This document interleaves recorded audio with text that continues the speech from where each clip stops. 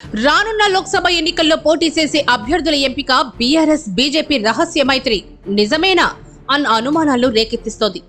చాలా కాలంగా తెలంగాణ రాజకీయాల్లో బీఆర్ఎస్ బీజేపీల రహస్య మైత్రిపై అనుమానాలు వ్యక్తమవుతూనే ఉన్నాయి. ఆ రెండు పార్టీల నేతలు ఎన్ని రకాలుగా ఖండించినా ఆ అనుమానాలు మాత్రం పూర్తిగా నివృత్తి కాలేదు.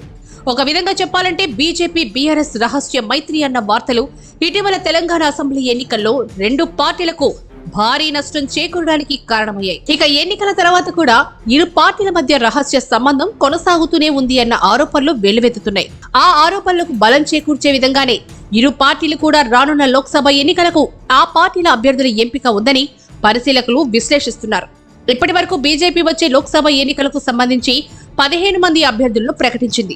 వారిలో అత్యధికులు బీఆర్ఎస్ నుంచి దిగుమతి అయిన వారే. అలాగే బీజేపీ తరపున లోక్సభ ఎన్నికల బరిలో దిగుతున్న బలమైన అభ్యర్థులకు ప్రత్యర్థులుగా బీఆర్ఎస్ అత్యంత బలహీనమైన అభ్యర్థులను పోటీకి దింపుతోంది. ఇందుకు ఉదాహరణగా మల్కాజ్గిరి నియోజకవర్గం నుంచి బీజేపీ అభ్యర్థిగా ఈటెల రాజేందర్ బరిలో నిలబడ్డారు. ఇక బీఆర్ఎస్ తన పార్టీ అభ్యర్థిగా మల్కాజ్గిరి లోక్సభ నియోజకవర్గం నుంచి ఎమ్మెల్సీ షంబీపూర్ రాజును రంగంలోకి దింపుతోంది. ఆయన ఏ విధంగా చూసినా ఈటెలకు పోటీ ఇచ్చే అవకాశం లేదని పరిశీలకులు విశ్లేషిస్తున్నారు. ఇక అదేవిధంగా నిజామాబాద్ లోక్సభ నియోజకవర్గం నుంచి బీజేపీ అభ్యర్థిగా ధర్మపురి శ్రీనివాస్ రంగంలోకి దిగుతున్నారు. ఆయనకు ప్రత్యర్థిగా సహజంగా ఎవరైనా సరే కల్వకుంట్ల కవిత నిలబడతారని అనుకుంటారు. అయితే కేసీఆర్ మాత్రం మల్కాజ్గిరి బాజిరెడ్డి గోవర్ధన్ ను టికెట్ ఇచ్చారు. ఏ విధంగా చూసినా బాజిరెడ్డి ధర్మపురి శ్రీనివాస్ కు పోటీ ఇవ్వలేని పరిశీలకులు విశ్లేషిస్తున్నారు.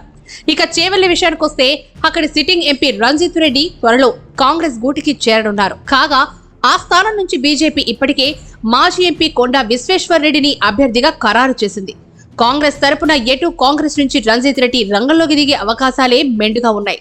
దీంతో ఇద్దరు బలమైన అభ్యర్థులను చేవెళ్లలో ఎదుర్కోవాలంటూ బీఆర్ఎస్ కూడా గట్టి అభ్యర్థిని నిలబెట్టాల్సి ఉంటుంది.